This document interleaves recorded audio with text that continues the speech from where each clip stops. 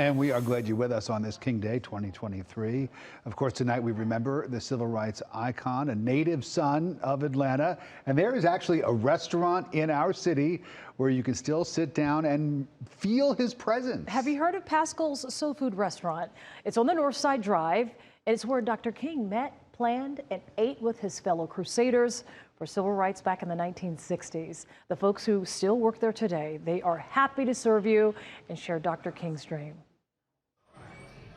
The food here at Pascal's. We have here mac and cheese, black eyed peas, vegan, and also vegetarian.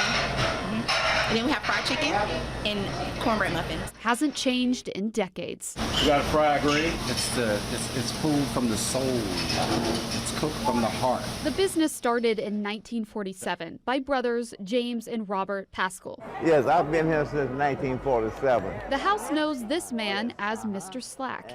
He's the historian of the restaurant. Dr. Martin Luther King, and he didn't have any money and wanted to start the coalition. And Mr. Pascal let him have his hotel suite. He had a private suite to hold 35 people. And Dr. King and his group met there day and night for month to month. And we fed them every day and night. In the 1960s, when the Pascal brothers started getting involved in the civil rights movement, Mr. Slack was watching wide-eyed. He loved people, period, regardless of what color. But just the encouragement from the things that he had and the ideas that he had.